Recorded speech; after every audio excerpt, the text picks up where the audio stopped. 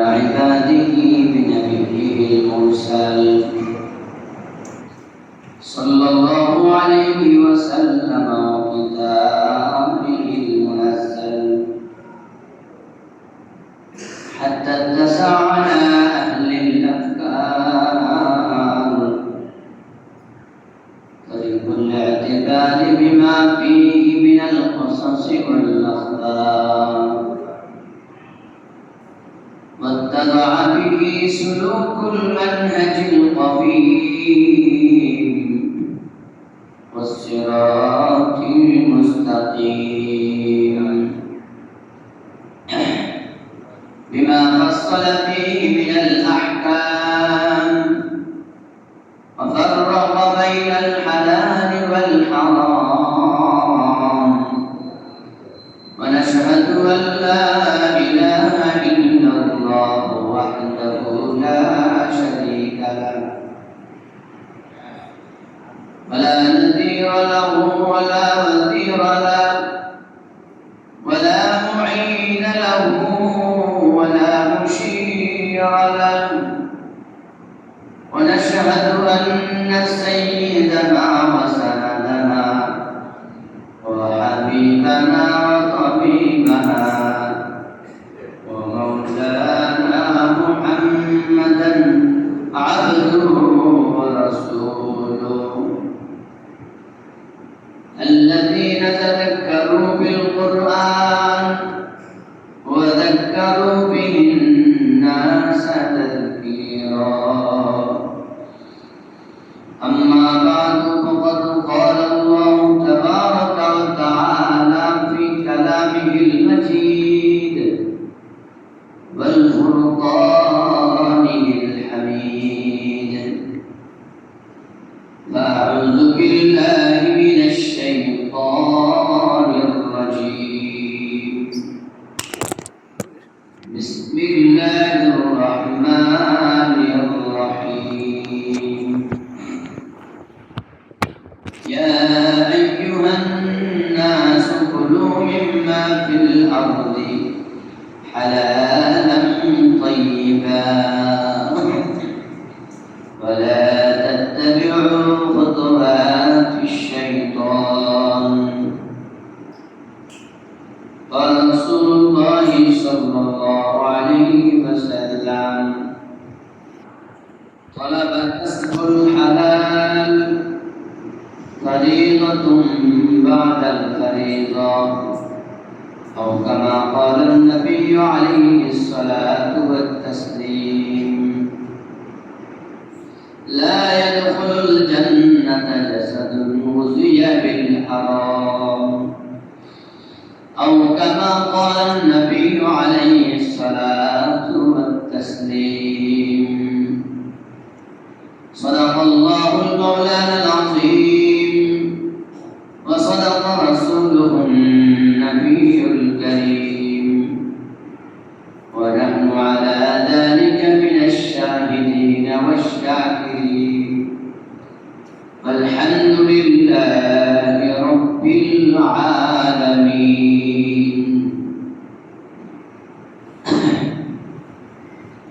खाने काबा का मंजर ऐ खुदा देखा मुझे खाने काबा का मंजर ऐ खुदा देखा मुझे मक्का और शहरे मदीना देखने को दे मुझे मक्का और शहरे मदीना देखने को दे मुझे ओ मकामात मुबारक की जियारत हो नसीब जिसमें रहमत बेशुमार देखने को दे मुझे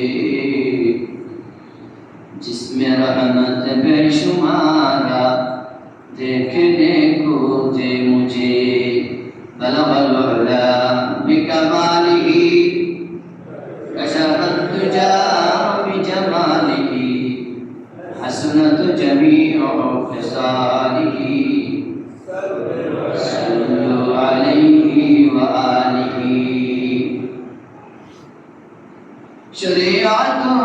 तरीक़त हो तमामी, शरीयत हो तरीक़त हो तमामी, हकीकत में मोहम्मद का गुलामी। बलगल उला बिकमालिही कशफत तुजा बिजमालिही, हसनत जमीउ खिसालिही, सल्लु अलैहि व आलिही। जहाँ तक है नबूवियत खुदा का, जहाँ तक है नबूवियत खुदा का, वहाँ तक है नबूवियत मुस्तफा का। बलगल उला बिकमालिही कशफत तुजा बिजमालिही, हसनत जमीउ खिसालिही, सल्लु अलैहि व आलिही। मुहतरम हाज़िरीन, मुअज़्ज़ज़ मुकर्रम हज़रत उलमाए किराम, सम्मानित मुरब्बियान आज़म, সর্বস্তরের মুসল্লি বেগম, জীবিত পিপাসু, ইসলাম পিপাসু, পর্দানশীল মা বোন, মহান রব্বুল আলামিনের দরবারে অসংখ্য শুকর এবং সুজুদ যে মহান রব্বুল আলামিন আমাদেরকে আজকে পবিত্র জুমার দিনে জুমার নামাজ আদায়ের লক্ষ্যে মসজিদে আসার তৌফিক দান করেছেন।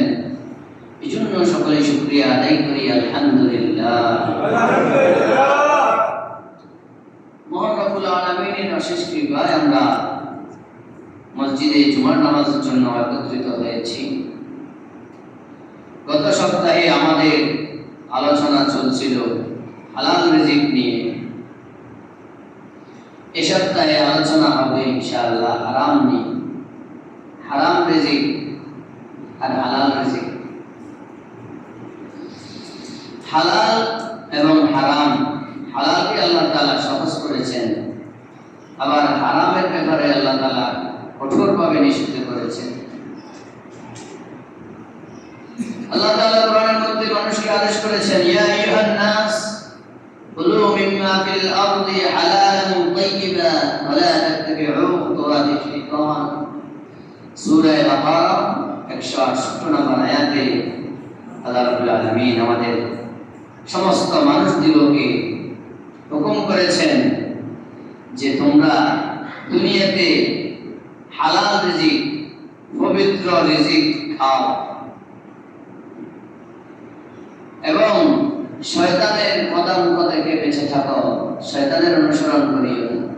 ওয়ালা তাত্তাবিউ খুতুওয়াতিশ শাইতান ইন্নাহু লাকুম আদুউম মুবিন, নিশ্চয় সে তোমাদের প্রকাশ্য শত্রু।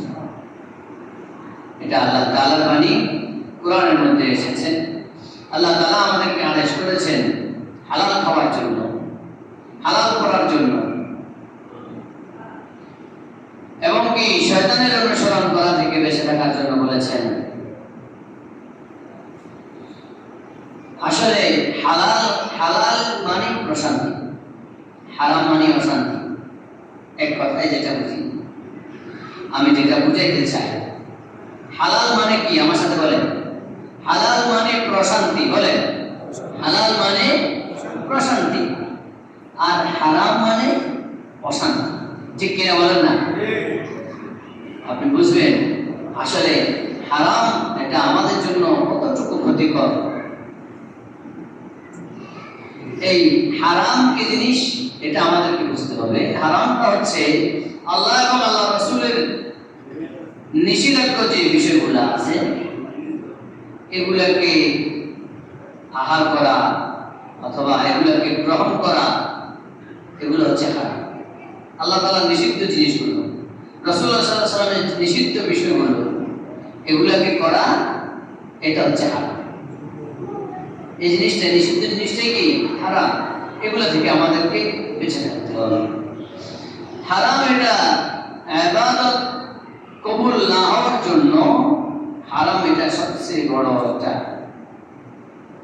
কারণ।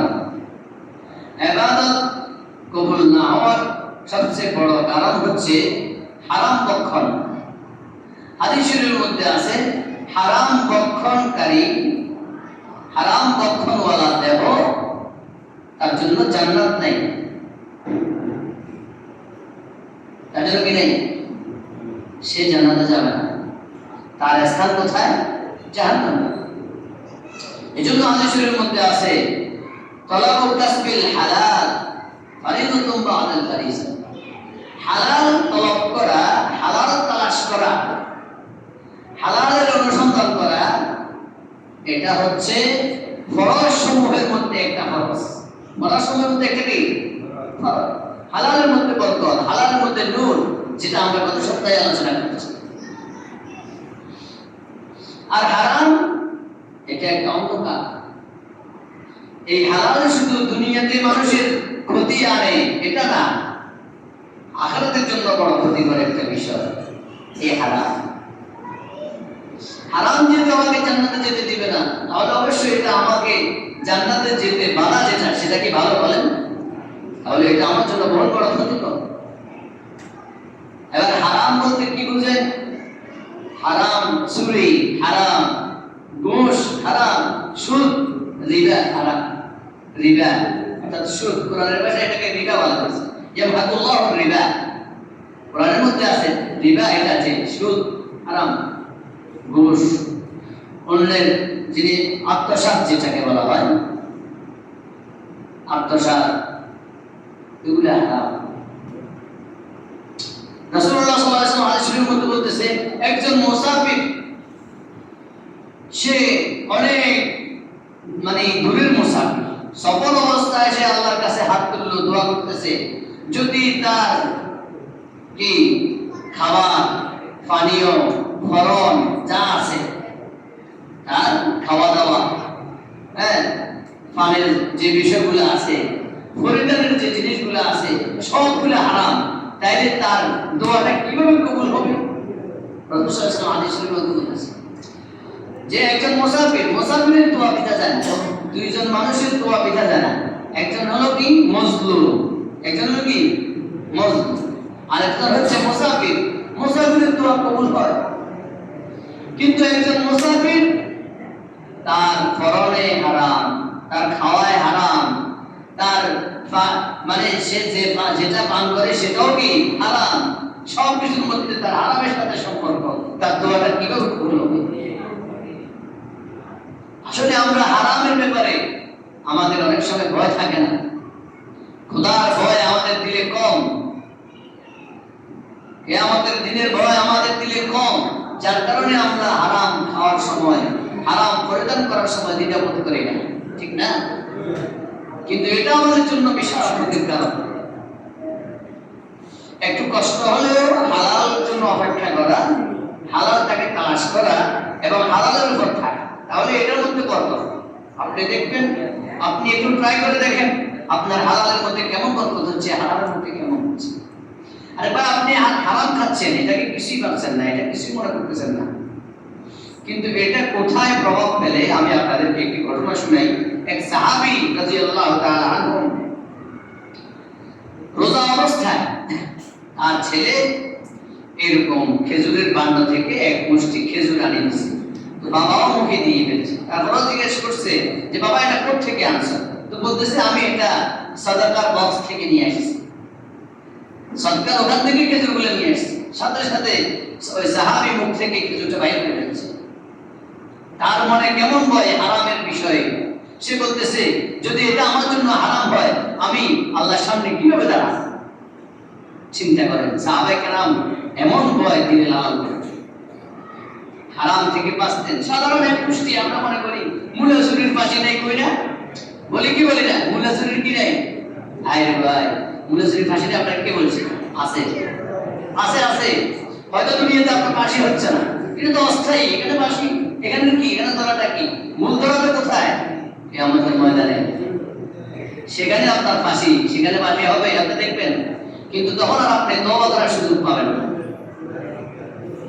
বুঝলেন না? মনে হয় সাধারণ একটা বিষয়, কি হবে? আরেকজনের কাছে পরে খেতেছি, কি হবে?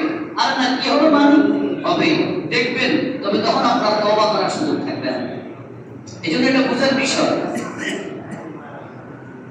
আরেকটা বিষয় বলি, একবার এক মা বাবা, এটাও কিতাবের মধ্যে পেয়েছি একটা ঘটনা, যে যখন সন্তান পেটে তখন মা বাবা দুজন পরামর্শ করছে যে আমরা আজকে থেকে কোনো ধরনের হারাম ভক্ষণ করবো না, যাতে করে আমাদের সন্তানটা কোনোভাবে কি না হয়, মানে হারামের রেজা থেকে যেন না আসে।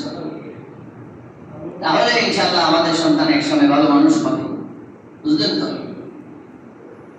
তো সন্তান যখন জন্ম লাভ করে, এভাবে চলতে চলতে বাবা অনেক হুঁশিয়ারির সাথে চলতেছে, চলতে চলতে এক সময় বাচ্চা যখন একটু বড় হয়েছে, বাজারে গেছে। বাজারে যাওয়ার সময় বাচ্চা ওই বড়ইওয়ালা বড় বিক্রি করতেছে, ওখান থেকে খাপ করে কি কয়েকটা ঘরে নিয়ে ফেলেছে। বাবার মেজাজ গরম হয়ে গেছে, কিরে কিতাবের মধ্যে লিখছে এভাবে যে একটা দালালে শুনে নিছে বাড়িতে, খুব গরম, যে আমাদের কথা ছিল কি, হইতেছে কি, বাচ্চাটা এখানে আজকে আরেকজনের ঘরে ধরছে কেন, নিশ্চয় কোনো কারণ আছে, খেয়াল করে শুনেন। পরে বাড়িতে যায় মাকে জিজ্ঞেস করছে আজকে এমনি ঘটনা, সত্য করে বড় হলে অবস্থা খারাপ হয়ে যাবে। তখন মায়া বলছে কি হয়েছে খুনি বলেন, বলতেছে এমনি ছেলেটা বাজারে নিলাম, এক হাত করে আলোচনা জিনিস থেকে কিনেছে, এক মুষ্টি ঘরে নিয়ে ফেলছে। বলছে যে আরে আমি তো ফেটে থাকা অবস্থা, আসলে ফাঁসের বাড়ির একটা বড়ের কাছে নিচে বড় পড়েছিল, এটাকে সব ভালো লাগছে খাইতেছিলাম। তো বাবা বলতেছে ওইটাই এখন কারণ, ওই বড়ই খাওয়াটার প্রভাবটা বাচ্চার উপরে পড়ছে। ওই বড় খাওয়ার প্রভাবটা কার উপরে পড়ছে বলেন না? আরে ভাই আপনি হারাম খাচ্ছেন, আপনি ঠিক কিছু ভাবছেন না, আপনি মানুষের কি হবে তুই সাধারণ একটা বড়ই, কিন্তু আপনার এই প্রভাবটা আপনার সন্তানের উপর পড়তেছে। তাহলে আপনি এই হারাম ভক্ষণের কারণে দুনিয়াতেও আপনার কি ক্ষতি হচ্ছে, আখিরাতেও ক্ষতি হচ্ছে। এই জন্য আমাদেরকে হারামটাকে পরিহার করতে হবে, হালালটাকে সবসময় তালাশ করতে হবে। এই জন্যই হাদিসের মধ্যে আসছে যে হালাল তলব করা ফরজ সময়ের মধ্যে একটা ফরজ। এই জন্য আমরা সবসময় সতর্ক থাকবো যে আমাদের খাবারে, আমাদের করণে কোনোভাবে, আমাদের আয়ে, আমাদের ব্যবসা বাণিজ্যে কোনোভাবে যেন হারাম না ঢুকে। হারাম ঢুকছে মানে সেখানে আপনার ফরমালিন ঢুকে গেছে, ভাইরাস ঢুকে গেছে, বুঝলেন না? মানে আপনার এক বিশাল এক ভান্ডার মধ্যে এই দুধ আছে, আপনার একটু হালকা একটু কি করছে, প্রস্রাবের ফোঁটা পড়ছে বা হালকা মল পড়েছে, বলেন না ওই দুধটা আপনার খাইতে ভালো লাগবে, খাবেন আপনি? এরকম হালাল এবং হারাম এরকম ভিন্ন জিনিস। হালালটা দুধের মতো, হারামটা মলের মতো, বুঝলেন তো? আফগানের বাদশা দোস্ত মোহাম্মদ, ওনার ছেলে যখন বর্ডার সাইডে সীমান্তে যুদ্ধ লেগেছে, ছেলে সৈন্য নিয়ে এভাবে অভিযানে গেছে, যুদ্ধে গেছে, যাওয়ার পরে সেখানে যুদ্ধ লড়াই তুমুল ভাবে চলছে। চলার পরে হঠাৎ করে বাচ্চার কানে খবর আসছে যে তোমার ছেলে কি সেখানে জিহাদের ময়দান থেকে পালাই গেছে। জিহাদের ময়দান থেকে কি পালাই গেছে? জিহাদের ময়দান থেকে পালানো, এটা তো কাপুরুষ, এটা কাপুরুষতা। তো তখন এবার বাদশা মহা টেনশনে পড়ে গেল।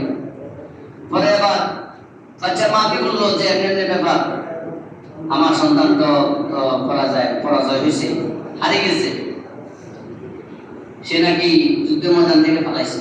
মা বলছে না, অসম্ভব, অসম্ভব, এটা হতে পারে না, এটা হতে পারে না, আমার ছেলে কাপুরুষ হবে না।